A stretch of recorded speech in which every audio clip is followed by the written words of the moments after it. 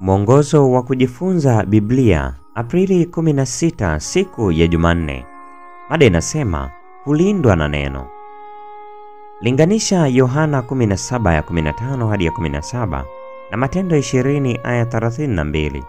Yesu na Mtume Paulo wanatupa umaizi gani kuhusu ulinzi dhidi ya udanganyifu wa Shetani?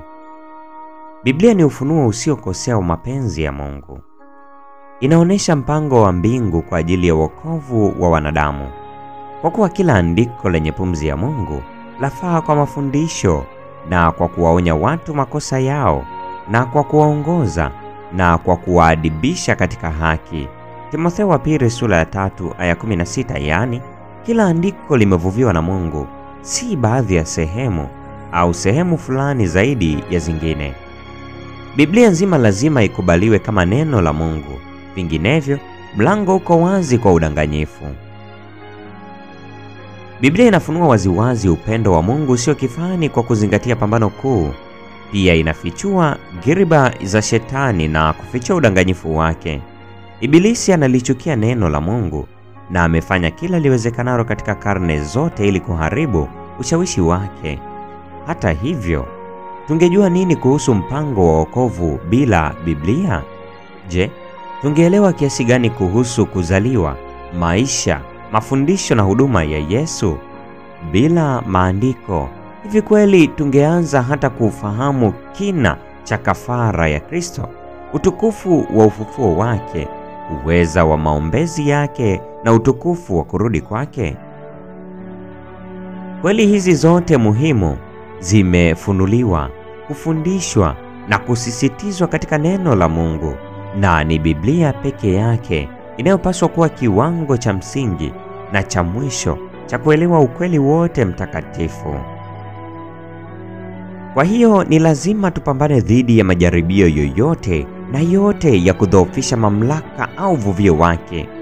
Hata wale ambao huku wakidai kwamba wanaipenda sana Biblia wanaleta shaka juu yake, tena kwa hila. Cha kusikitisha, hasa kutokana na kuenea kwa mitazamo ya kisasa, wanatheolojia na Wakristo wengi huzingatia sana upande wa kibinadamu wa maandiko kiasi kwamba Biblia inakuwa neno la mwanadamu badala ya neno la Mungu. Wanatoa hoja kwamba Biblia ni maandishi ya wafalme, wachungaji, wavuvi, makuhani, washairi na wengine ambao walishiriki ufahamu wao na dhana zao juu ya Mungu, juu ya asili na ukweli bora zaidi ambao wao katika wakati na mahali pao waliuelewa. Kweli sasa, ikiwa hii ingekuwa kweli, kwa nini sisi tunaoishi leo karne ya 21 tujali sana kile ambacho watu hawa walifikiri na hata kufanya kile walichofikiri kuwa msingi wa tumaini letu la umilele? Hatupaswi kufanya hivyo. Soma Zaburi ya 119 ya 105, 116, 130, 133 na 160. Ni umaizi gani anatupa mtunga Zaburi kuhusu umuhimu wa neno la Mungu katika mpango wa wokovu?